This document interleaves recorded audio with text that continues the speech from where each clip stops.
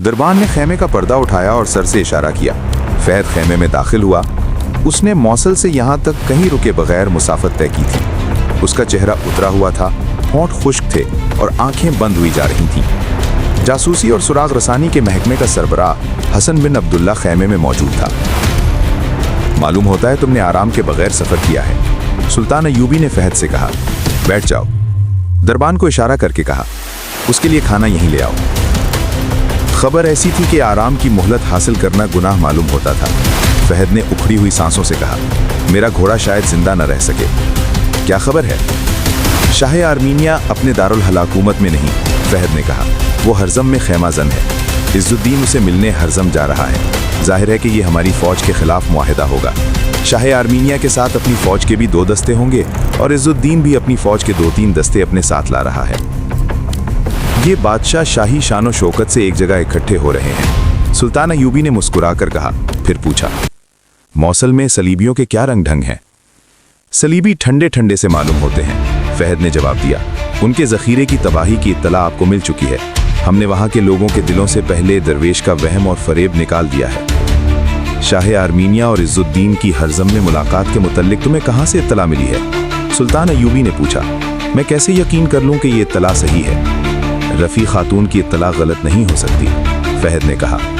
अल्लाह उस अजीम खातून को अपनी रहमतों से नवाजे, सुल्तान अयूबी ने कहा और जज्बात के गलबे से उसकी आवाज़ भर आई। रफ़ी खातून ने आपको सलाम कहा है, फहद ने कहा, और ये भी कि इज़्ज़ुद्दीन के पांव लड़ने से पहले ही उखड़ गए हैं। उस पर घबराहट तारी है और अगर उसे एक ज़रब और पड़ी तो वो घुटने टेक देगा। मोसल में कोई फौजी हलचल है? सुल्तान अयूबी ने पूछा। कोई जंगी तैयारी? सलीबी जासूस और मशीर सरगर्म है, फहद ने जवाब दिया।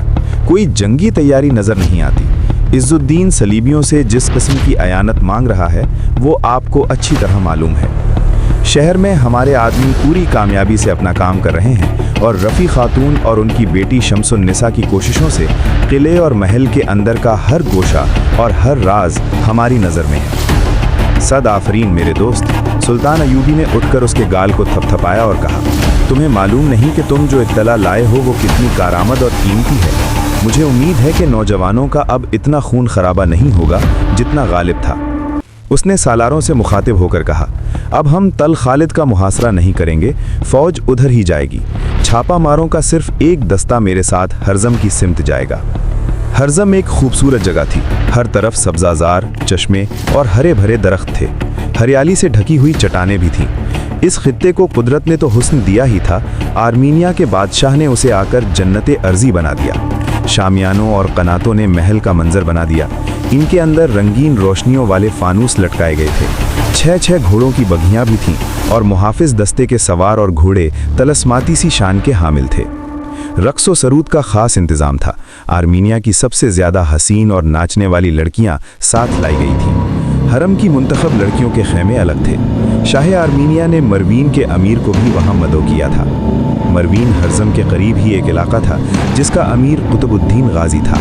मरवीन उसकी जागीर थी। शामियानों, कनातों और खेमों से कुछ दूर शाह आर्मीनिया की 2 दस्ते फौज खेमाजन थी। शाह आर्मीनिया अमीर मरवीन के साथ 2-3 रोज़ शिकार खेलता रहा। फिर एक रोज़ वाली मूसिल इज़्ज़ुद्दीन आ गया। उसके साथ भी अपनी फ़ौज के 2 मुंतखब दस्ते थे। रात को रक्स व सरूद की महफिल जमी, शराब की सुराहियाँ खाली हुईं। औरत और शराब ने वो कैफियत पैदा कर दी कि ये मुसलमान हुक्मरान, इनके उमरा, वज़रा और सालार क़िबला-ए अव्वल के साथ खाना काबा को भी भूल गए।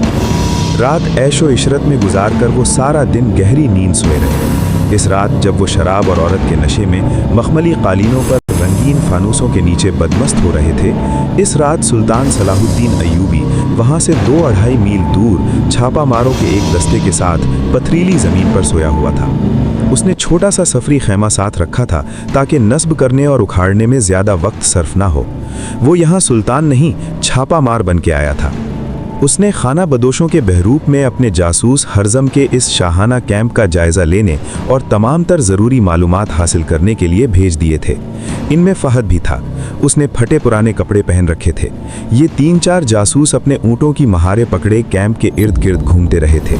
उन्हें कोई वहाँ हट जाने को कहता तो वो हाथ फैलाकर खाने की भीख मांगते।